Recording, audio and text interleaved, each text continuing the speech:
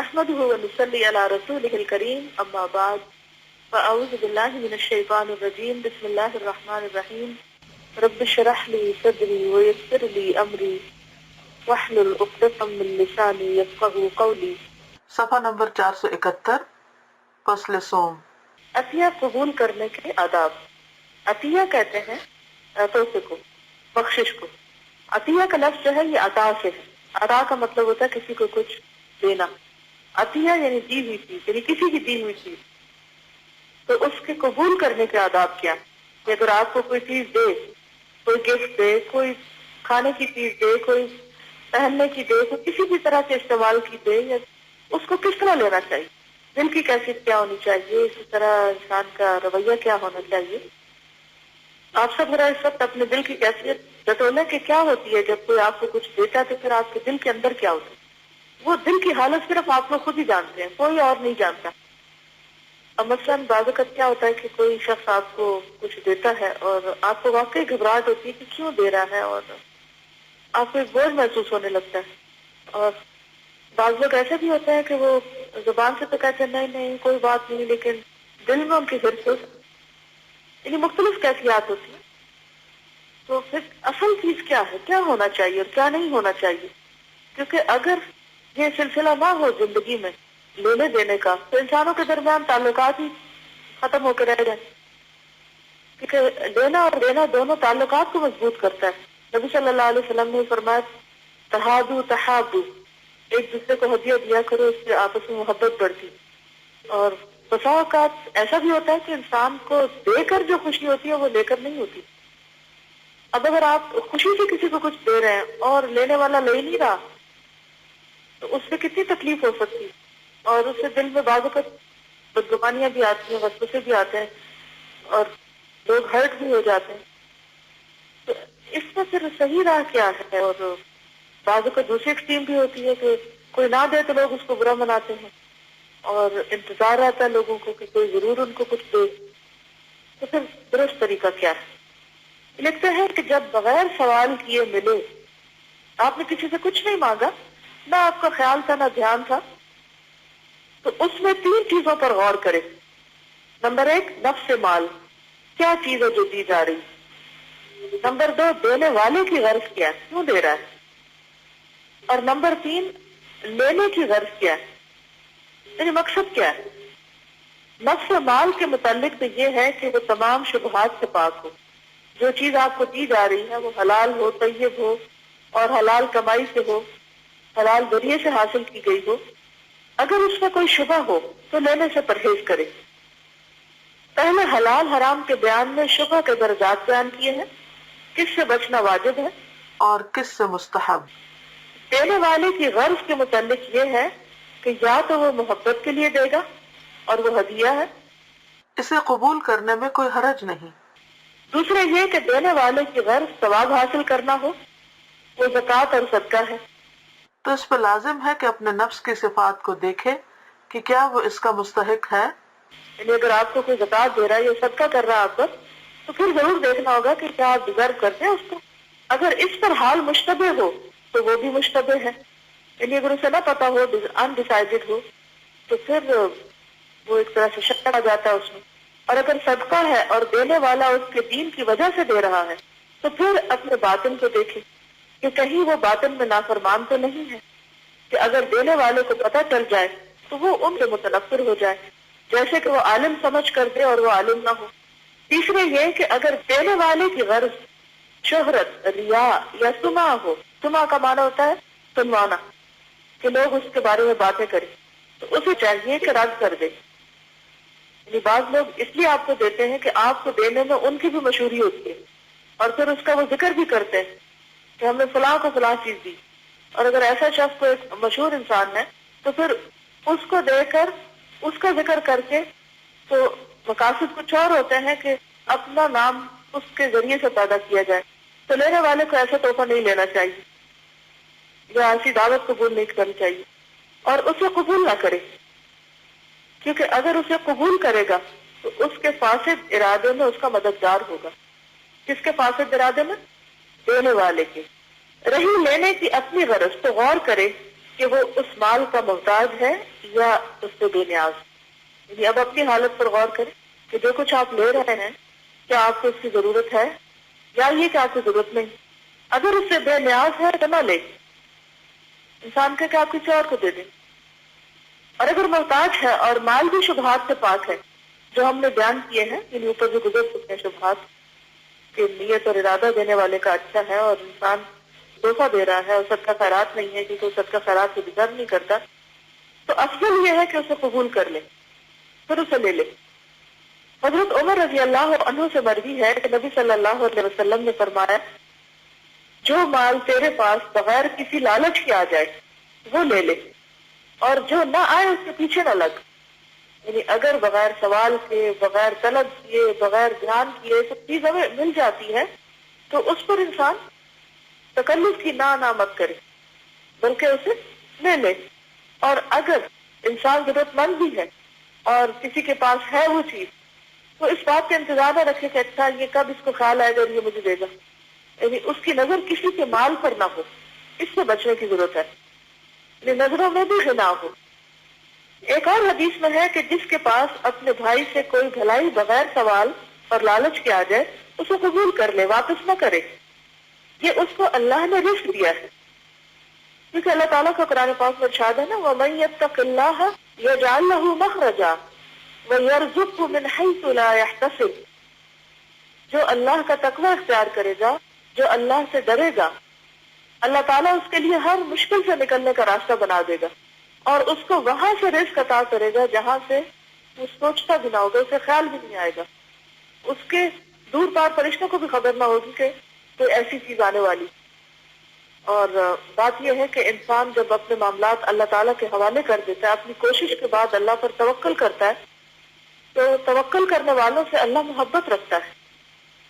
تو بندے کو کسی بندے پر توکل کرنے کی بجائے یا کسی انسان سے امید رکھنے کی بجائے یا اس کا انتظار کرنے کی بجائے اللہ کی طرح متوجہ ہونے کی ضرورت ہے. مجبور فقیر کے آداب. معلوم ہونا چاہیے کہ سوال کرنے کی ممانعت اور رخصت میں بہت سی احادیث آئیں. رخصت کے بارے میں نبی صلی اللہ علیہ وسلم نے فرمایا سوال کرنے والے کا حق ہے اگرچہ گھوڑے پر سوار ہو کر آئے، یعنی کوئی کار میں بیٹھ کر آئے تو بھی اگر اسے کوئی ضرورت ہے تو اس کی ضرورت پوری کر دی جائے. یہ حدیث حسن ہے. سوال کرنے والا بعض اوقات غریب ہوتا ہے، فقیر ہوتا ہے، محتاج ہوتا ہے، تو بعض اوقات وہ عام فقراء کی کیٹیگری میں نہیں آتا، محتاج نہیں ہوتا، لیکن کسی مشکل یا کسی ایمرجنسی یا کسی ناگہانی ضرورت کی وجہ سے وہ سوال پر مجبور ہو جاتا ہے. میں اپنے اسٹوڈنٹس میں سے ایک کو جانتی ہوں کہ جو ہمیشہ بہت زیادہ فی سبیل اللہ خرچ کرنے والے، یعنی ان کا ریکارڈ ہے کہ وہ آف اینڈ آن ہر موقع پر کچھ نہ کچھ اللہ کے راستے میں دیتی رہتی. پچھلے دنوں انہیں ان کے بیٹے کو پڑھنے کے لیے جانا تھا، تو ظاہر ہے کہ ابراد جب بچوں کو بھیجتے تو ان کی فیسیں وغیرہ کافی زیادہ ہوتی ہیں، تو اچانک ان کو پیسوں کی شدید ضرورت ہوگی اور بالکل تھوڑے سے پیسے اس میں سے کم. اب ظاہر ہے کہ وہ ایک لمٹ ہوتی ہے کہ اتنے عرصے کے اندر آپ کو فیس پے کرنی، ورنہ یہ کہ ایڈمیشن کینسل ہو سکتا ہے، یا یہ کہ ایک سرٹن اماؤنٹ شو کرنا ہوتی ہے آپ کو اکاؤنٹ میں، تب آپ پڑھنے کے لیے جا سکتے ہیں باہر، آپ کو ویزا جب ملتا ہے. ایسی صورتحال کسی پر بھی ہو سکتی ہے. اور ظاہر ہے کہ ایسا شخص پھر کس سے ذکر کرے گا اپنی ایمرجنسی کی شدید ضرورت کا؟ انہیں لوگوں سے ذکر کرے گا کہ جس کے ساتھ اس کا اٹھنا بیٹھنا ہے یا جن کے ساتھ وہ کے تعلقات ہیں. اور بعض لوگ اتنے ڈیڈیکیشن کے ساتھ دین کے کام میں لگے ہوئے ہوتے ہیں کہ وہ بھول جاتے ہیں کہ باہر بھی کوئی اور ہے. تو جب ان کی ضروریات ہوتی ہے تو اپنی ضروریات بھی اپنے قریبی دوستوں کے سامنے رکھتے ہیں. اب ایک شخص ہے، اس کے پاس گاڑی بھی ہے، اس کے پاس گھر بھی ہے، لیکن ایسی ضرورت پیش آتی ہے خدا نخواستہ کوئی بیمار ہو گیا تو بعض اوقات علاج کے لیے چاہیے ہوتے ہیں، لوگ اپنے زیور بیچ دیتے ہیں، اپنے گھر بیچ دیتے ہیں، لیکن وہ سب اتنا بعض اوقات اچانک ہوتا ہے، ایسی بیماریاں آ جاتی ہیں کہ انسان کے لیے سروائیو کرنا مشکل ہو جاتا ہے. تو ایسے مواقع پر کچھ لوگ حقیقی ضرورت مند ہوتے ہیں اور پھر وہ سوال بھی کرتے ہیں، کیونکہ اگر سوال نہیں کریں گے تو کسی کو خواب تو نہیں آئے گا کہ یہ کس مشکل میں ہے. تو وہ ہیبچول نہیں ہوتے، عادی سوالی نہیں ہوتے. لا یسألون الناس الحافا، وہ لوگوں کے پیچھے پڑھ کے نہیں مانگتے. ان کی پہچان یہ ہے کہ تعریف ہو بسیماہم، تم علامات سے ان کو پہچان سکتے ہو. اور بعض اوقات یہ کہ وہ کلیئر سوال کرتے ہیں، تو ایسے لوگوں کا بھی حق ہوتا ہے. کیونکہ بعض لوگ جب نہیں دینا چاہتے وہ کہتے ہیں لو اتنی بڑی گاڑی ہے اور جناب 1 لاکھ روپے سوال کر رہے ہیں، اگر انہیں کچھ چاہیے تو اپنی گاڑی پہ لکھ دیں. تو یہ انداز ٹھیک نہیں. پھر ایک اور روایت ہے کہ احادیث میں ہے کہ سوال کرنے والے کو ضرور کچھ نہ کچھ دے دو، اگرچہ جلا ہوا پایا ہی کیوں نہ ہو. یعنی اگر کوئی کچھ مانگنے کے لیے آتا ہے اور وہ چیز نہیں ہے جو وہ مانگ رہا ہے تو کچھ اور دے دو، تحفتاً دے دو یا کسی بھی طرح دل رکھنے کو. اور بعض اوقات انسان خود اتنا مجبور ہوتا ہے کہ اس طرف کچھ بھی نہیں ہوتا الا یہ کہ کوئی ایسی چیز گھر میں ہو جو بہت کارآمد نہ ہو. تو اس کے لیے کہا گیا کہ خالی ہاتھ نہ دے دو، کچھ دے دو. اب یہاں پر وہ لوگ بھی آ جاتے ہیں کہ جو بھکاری ہیں یا عادی بیگرز ہیں. اب گاڑی میں بیٹھ رہے ہیں، وہ راستے میں آپ کی گاڑی نہ کرتے ہیں، آپ سے مانگتے ہیں، یا پھر یہ کہ ویسے ان کو مانگنے کی عادت ہوگی، کیونکہ مانگنے کی بھی ایک عادت ہوتی ہے. تو ایسی صورت میں انسان اگر وہ نہ بھی دے جو وہ مانگ رہے ہیں تو اچھی بات کر دے. قرآن پاک میں آتا ہے قول معروف ومغفرۃ خیر من صدقۃ یتبعها اذى. کسی کو بھلی بات کہہ دینا اس صدقے سے بہتر ہے جس کے پیچھے اذیت آئے. تو بعض اوقات اچھی گفتگو جو ہے الکلمۃ الطیبۃ صدقہ، اچھی بات صدقہ ہوتی ہے. تو آپ ان بچوں سے جو بھیک مانگ رہے ہیں پیار کی بات کر لیں. مجھے یاد ہے جب میں کراچی میں تھی تو ایسے بہت سے لوگ راستوں میں ملتے تھے تو میں ہر روز اپنے گھر سے جو فوڈ بچتی تھی وہ میں پیک بنا کر لے جاتی تھی کہ راستے میں جو دروازہ ناک کریں گی گاڑی کا تو ان کو نہ کرنے کی بجائے یا ڈانٹنے کی بجائے فوڈ کا ایک پیکٹ ہاتھ پہ رکھ دیں. اور میں بازو کا دیکھتی تھی کہ ہم فوڈ دیتے تھے، وہ خوشی سے لے لیتے اور جا کے ایک طرف کنارے پہ بیٹھ کے کھانے لگتے. کبھی آپ پانی کی بوتلیں ساتھ رکھ سکتے ہیں، کبھی ٹافیز یا کچھ ایسی چیزیں ساتھ رکھ سکتے ہیں، جو کچھ گھر میں فالتو پڑا ہوا جاتے ہوئے ساتھ لے جائیں اور اللہ کے راستے میں دیں. کیونکہ بہت سے لوگ کہتے ہیں اچھا اگر ہم ان کو دیں گے تو پھر یہ تو اور زیادہ بھیک مانگیں گے. جب تک آپ کے پاس ان کے لیے کوئی آلٹرنیٹ نہیں ہے اور آپ ان کی اصلاح کا کام نہیں کر سکتے اور وہ بھیک مانگ رہے ہیں تو وہ ان کا قصور ہے.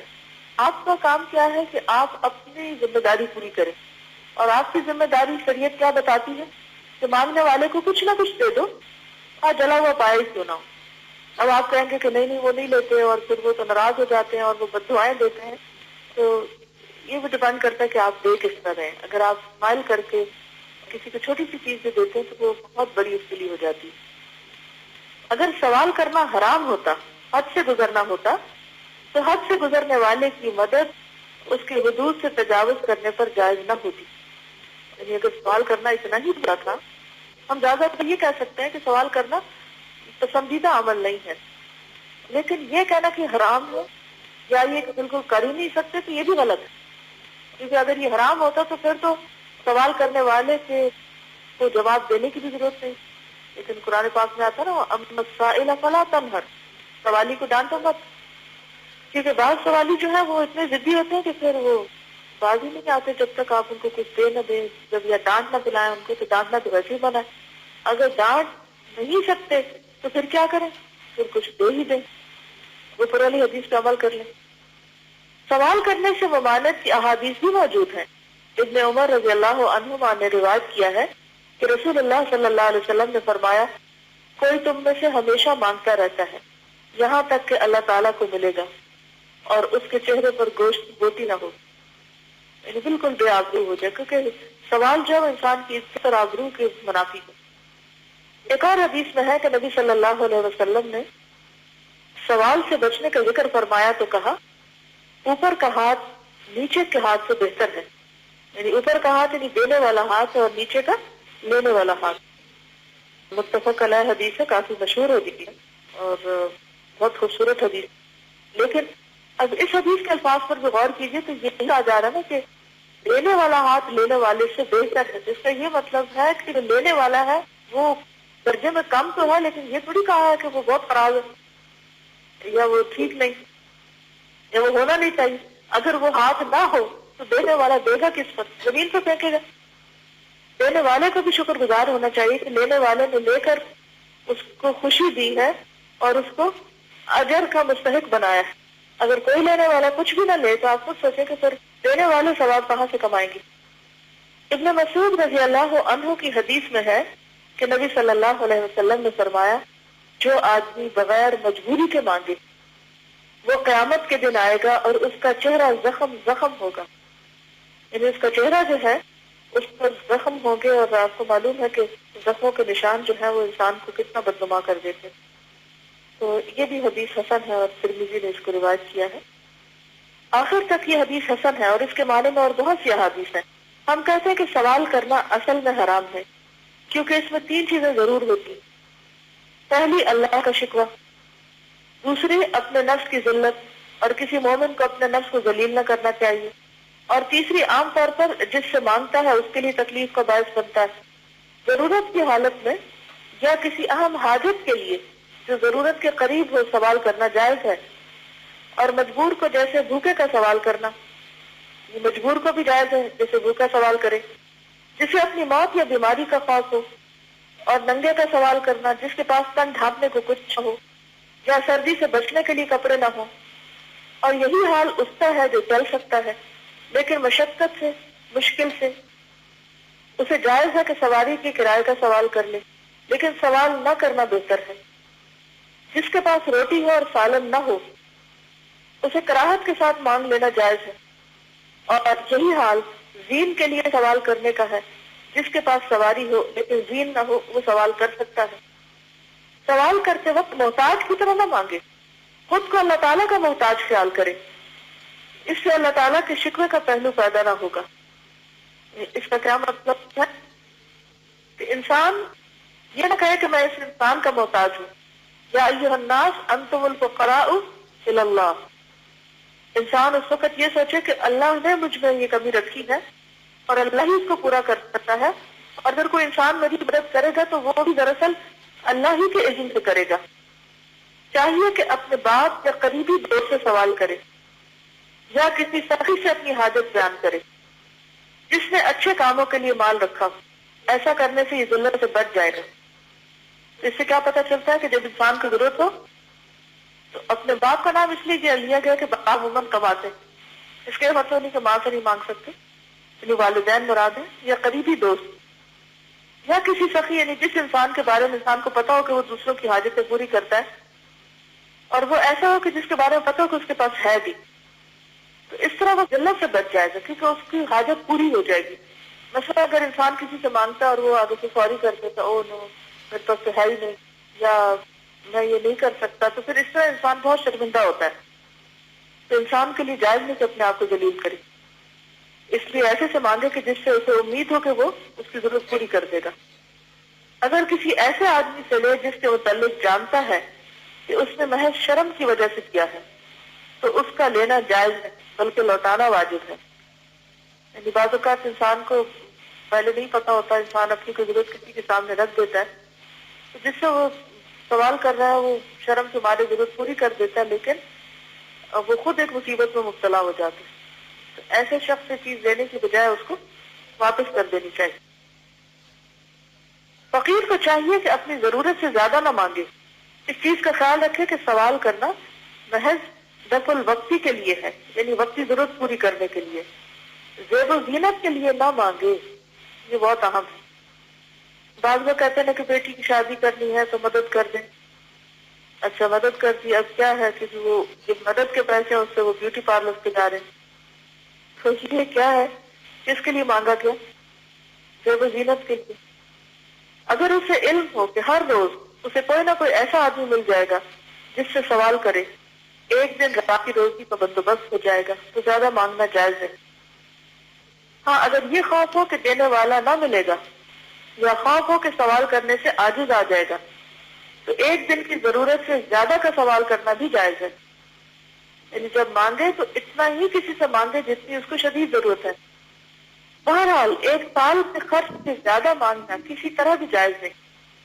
مشہور زاہد ہیں بشر الحافی، آپ کو معلوم ہے، اس کی میں نے ایک دفعہ پہلے کہانی بھی سنائی تھی کہ خطیب بغدادی جو تھے وہ جب حج کرنے کے لیے گئے اور انہوں نے زمزم کا پانی پیا تو 3 دعائیں مانگی۔ ان میں سے ایک دعا یہ تھی کہ اللہ مجھے مرنے کے بعد بشر الحافی کی قبر کے پاس جگہ نصیب ہو۔ تو اللہ تعالیٰ نے ان کی دعا قبول کر لی۔ تو بہت نیک انسان تھے بشر الحافی۔ تو بشر الحافی جو ہیں یہ فرمایا کرتے تھے کہ فقیر 3 طرح کے ہیں. ایک وہ فقیر ہے جو مانگتا بھی نہیں اور اگر اسے دیا جائے تو لیتا بھی نہیں، یہ فرشتوں میں سے ہے. اور ایک وہ فقیر ہے جو مانگتا نہیں اور اگر اسے دیا جائے تو لے لیتا ہے، یہ جنتی لوگوں میں سے. اور ایک فقیر وہ ہے کہ صرف ضرورت کے وقت مانگتا ہے، تو اس کے سوال کرنے کا کفارہ اس کے سوال کرنے میں سچ بولنا ہے. یعنی ہر وقت نہیں مانگتا، تو جب ضرورت ہوتی ہے اس وقت مانگتا ہے. تو وہ جو اس کا ضرورت کے وقت مانگنا ہے، یہ اس کے اس مانگنے کے جو فعل ہے اس کا کفارہ کر دے گا. شیخ جمال الدین رحمہ اللہ نے فرمایا، میں کہتا ہوں فیصلے کی بات یہ ہے کہ اگر فقیر بغیر مانگے وقت گزار سکے، یعنی مانگے بغیر کام چل جائے، تو اسے سوال کرنا جائز نہیں.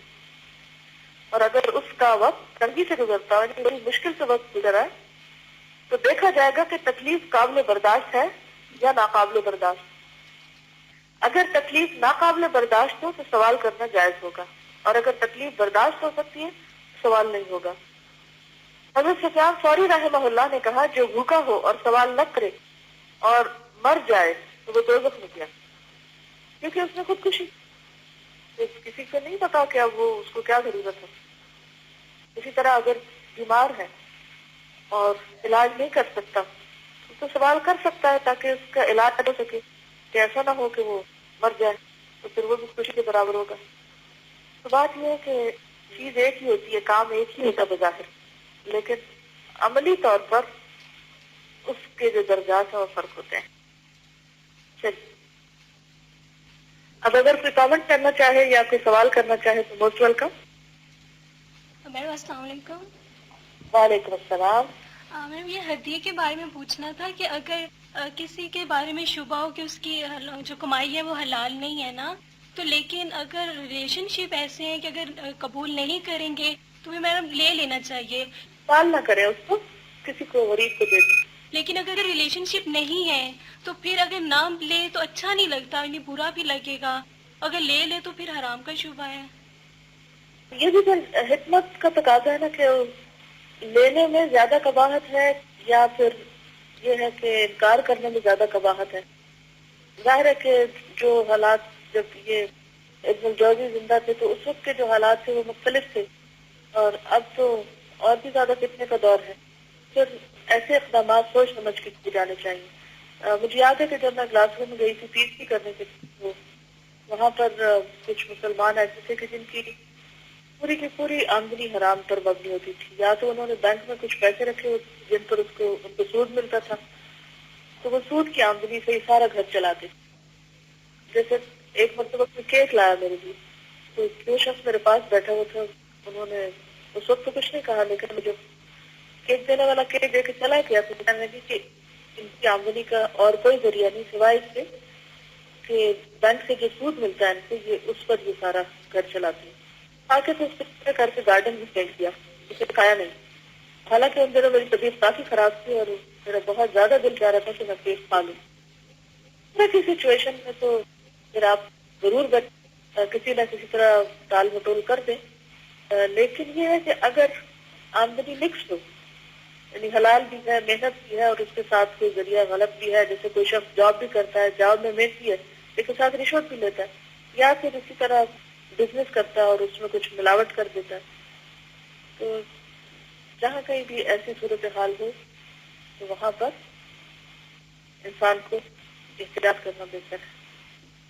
اس میں یعنی کہ ہاف اینڈ ہاف ہو اگر یا کچھ پرسنٹ ہو تو پھر لے سکتا ہے، یعنی جیسے شوگر والی چیز ہے تو، لیکن پوری حرام نہیں. بہت ضرورت ہو تو استعمال کر لے، اور اگر کام چلتا ہو تو انسان نہ رکھے اپنے پاس اس کو. السلام علیکم ورحمۃ اللہ وبرکاتہ. وعلیکم السلام ورحمۃ اللہ وبرکاتہ. عطیہ قبول کرنے کے آداب میں جو فرسٹ پیراگراف سے نیچے نا کہ تیسرے یہ کہ اگر دینے والے کی غرض شہرت، ریا یا سما ہو تو اسے چاہیے کہ رد کر دے اور اسے قبول نہ کرے، کیونکہ اگر اسے قبول کرے گا تو اس کے فاسد ارادے میں اس کا مددگار ہوگا. تو یہ سوال تھا کہ حالانکہ لینے والے کو تو نہیں نہ پتہ ہوتا کہ دینے والا ہمیں کس ارادے سے دے رہا ہے، تو ہمیں پھر کیسے پتہ چلے گا؟ ان کی گفتگو سے پتہ چل بھی جاتے ہیں.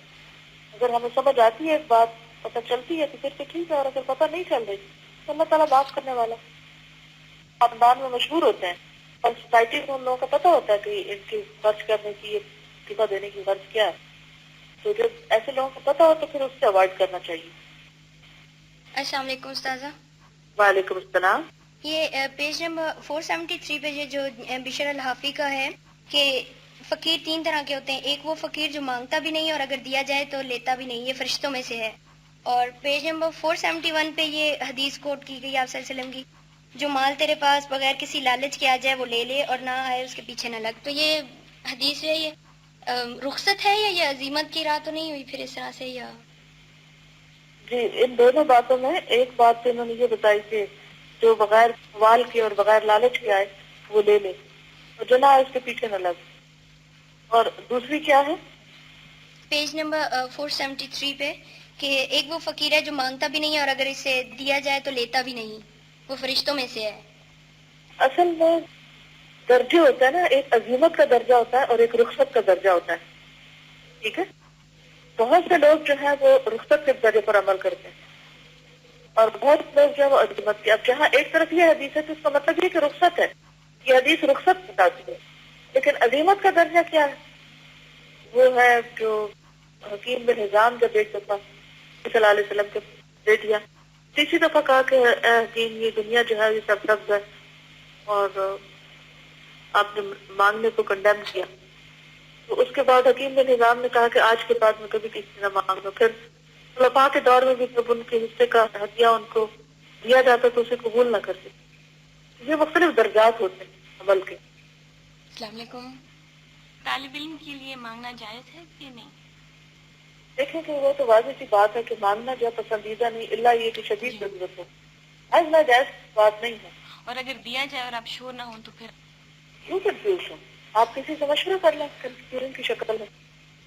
پھر آپ دیکھیں ایک اور چیز کہ ضرورت کے لیے مانگنا اور چیز ہے، زیب و زینت کے لیے مانگنا یہ انتہائی ناجائز. انسان کہے کہ کسی سے قرض لے کر آئس کریم کھانے چل پڑے، ہے نا، یہ درست نہیں. السلام علیکم استاد. وعلیکم السلام. یہ پوچھنا چاہتی ہوں کہ یہ جو پیشہ ور بھکاری روز آتے ہیں ہمارے گھروں میں، میری امی یہ کرتی ہیں نا کہ جو روز آتے ہیں بھکاری گھروں میں ان کو کچھ پیسے علیحدہ رکھ دیتی ہیں بھی یہ زیادہ دیر کھڑے نہ رہیں، انہیں کہ کڑاتی رہتی ہیں. تو یہ میں پوچھنا چاہتی ہوں بھی یہ ہم انہیں مزید عادی تو نہیں کر رہے ہیں بھیک مانگنے کا، یا پھر یہ بیسٹ وے ہے کہ انہیں خالی نہ بھیجا جائے، انہیں کچھ دے کر جلدی فارغ کر دیا جائے؟ خالی زیادہ دے کر بھیجا جائے، دے کے بھیجا جائے بہتر ہے. ہاں جی. السلام علیکم. وعلیکم السلام. میرا کوشچن یہ ہے کہ بشر الحافی فرماتے ہیں کہ پہلا جو ہے کہ ایک وہ فقیر ہیں جو مانگتا بھی نہیں اور اگر اسے دیا جائے تو لیتا بھی نہیں، وہ فرشتوں میں سے. اور آخر جو پوائنٹ ہے حضرت سفیان ثوری کا رحمۃ اللہ علیہ نے کہا جو بھوکا ہو اور سوال نہ کرے اور مر جائے وہ دوزخ میں گیا. اب ان دونوں باتوں کو ہم کس طرح سے کمپیئر کریں جو مین وہ ہے؟ اصل بات یہ ہے کہ یہ جو سفیان ثوری ہیں یہ محدث ہیں اور بشر حافی جو ہے یہ زاہد ہیں. جس طرح جس کا علم ہوتا ہے وہ اس کے مطابق دوسروں کی رہنمائی کرتا ہے. سفیان ثوری جو ہے یہ ایک پختہ علم کی بنیاد پر لوگوں کو تعلیم دے رہے ہیں کہ ایسا بہت اختیار نہ کرو جس کی وجہ سے تم اللہ کی دی ہوئی بہت بڑی نعمت زندگی جو ہے اس پہ ہاتھ دھو بیٹھو. اور دوسری طرف بشر الحافی جو ہے یہ صوفی ہیں، ایک زاہد ہیں، جو آپ کو معلوم ہے کہ دونوں سلسلے امت میں چلتے آ رہے ہیں کہ کچھ لوگ دنیا کی جائز زینتوں نعمتوں سے بھی اس لیے دور ہو جاتے ہیں کہ کہیں ان میں پڑھ کے وہ اللہ کو نہ بھول جائیں. وہ اللہ کی محبت میں بہت سی چیزوں کو ترک کر دیتے ہیں، بعض اوقات رہبانیت کے قریب جا پہنچتے ہیں. میں سمجھتی ہوں کہ بہتر طریقہ وہی ہے جو نبی صلی اللہ علیہ وسلم کا طریقہ ہے اور جو اللہ تعالیٰ نے ہمیں دیا ہے. باقی لوگوں کی اپنی جو ایک آبزرویشن ہوتی ہے یا غور و فکر ہوتا ہے یا اس کے مطابق وہ مختلف چیزوں کو دیکھتے ہیں، جو ان کے اپنا ایک پرسپشن ہوتا ہے یا انڈرسٹینڈنگ ہوتی ہے، اس کے مطابق اگر وہ رہنمائی کرتے ہیں تو پھر ہمیں یہ دیکھنا چاہیے کہ کون سی چیز قرآن و سنت کے مطابق ہے. اگر وہ ہے بہت اچھا اور اگر نہیں ہے تو رسالے سے چھوڑ دیں. لیکن سب کو پڑھنا اور سب کی رائے جاننا جو ہے اس میں حرج کوئی نہیں ہوتا، اس سے انسان کے دماغ کو وسعت ملتی ہے۔ السلام علیکم استاذہ، وعلیکم السلام۔ اس کے اندر یہ ہم نے 472 پیج پہ پڑھا تھا کہ سوال کرنے والے کا حق ہے اگرچہ گھوڑے پر سوار ہو کر آئے، تو اس میں یہ کیا ہے کہ میرا کوشچن یہ ہے کہ اگر وہ زیب و زینت کے لیے مانگ رہا ہو تو ایسے میں کیا کرنا چاہیے؟ انسان کو اتنا تو سمجھدار ہونا چاہیے کہ پتہ چلے کہ وہ جو مانگنے والا ہے اس کے حالات کیا ہیں اور کیوں مانگ رہا ہے۔ تو اس صورت میں اگر وہ نہ دینا چاہے، قرآن پاک میں اس کا بھی جواب موجود ہے، وَإِمَّا تُعْرِضَنَّ عَنْهُمْ ابْتِغَاءَ رَحْمَةٍ مِّن رَّبِّكَ تَرْجُوهَا فَقُل لَّهُمْ قَوْلًا مَّيْسُورًا، یہ سورۃ بنی اسرائیل کی آیت ہے۔ اگر اعراض برتنا مطلوب ہو تو پھر کیا کرو؟ قُل لَّهُمْ قَوْلًا مَّيْسُورًا، نرمی سے بات کر لو، کسی کو بات کر دو۔ اس وقت ناراضگی وار اور ڈانٹ ڈپٹ اور روڈ رویہ اختیار کرنا اور تانے دینا یہ درست نہیں رویہ۔ اللہ قول میسورہ۔ استاذہ، اسٹوڈینٹس کے چند کوشچنس ہیں، اگر آپ اجازت دیں میں پڑھ کے سنا دوں۔ کہتے ہیں کوئی بات نہیں، پڑھیے آپ۔ فقیروں کو علم نہیں ہوتا کہ اللہ اور رسول صلی اللہ علیہ وسلم کا کیا حکم ہے، تو کیا ان کو دیتے وقت کچھ بتا دینا چاہیے؟ کچھ دے کر بتائے فقیروں کو، ابھی حکم نہ سنائے ورنہ وہ اللہ رسول کو بھی برا بھلا نہ کہنے لگ جائے۔ دیکھیں نا، ایک شخص اگر بھوکا ہے یا ضرورت مند ہے، اس کو روٹی کا ٹکڑا چاہیے اور آپ اس کو کہتے کلمہ پڑھو، تو کہے نہیں پڑتا۔ پہلے آپ اس کو کچھ دے دیں، اسے کھلا دیں، اس کا پیٹ بھر دیں اور اس کے بعد اسے خوب اچھی سے نصیحت کریں۔ استاذہ، یہ ہے کہ کچھ پڑوسی عادتاً مانگتے ہیں، مثلا آج سالن ہمارے فلاں بچے کا پسند کا نہیں ہے تو آپ اپنے گھر سے کوئی سالن دے دیں۔ تو کبھی کبھی ایسا بھی ہوتا ہے کہ یعنی کثرت سے مانگا جاتا ہے یا گھر میں بھی اتنا ایکسٹرا نہیں ہوتا کہ ان کو دیا جائے، تو کیا کریں؟ اللہ قول محسورہ، گھر میں کوئی اچار وغیرہ ڈال کے رکھا کرے اور کوئی چٹنی مربے وغیرہ اسے کہیں یہ بہت مزے کا ہے، یہ لے لیں۔ اچھا جی، ایسا ہے کہ جو مانگنے والے ہیں ان کے آپ کو معلوم ہے یہاں ایک پورا گینگ ہوتا ہے، تو لکھا کہ ایک کو دیا جائے تو پھر مانگنے والوں کی لائن لگ جاتی ہے، کبھی بچے آ جاتے ہیں اور پھر وہی فقیر جو ہیں سارا دن دروازے بجاتے ہیں اور بار بار مانگتے ہیں، تو پھر کیا کیا جائے اس صورت؟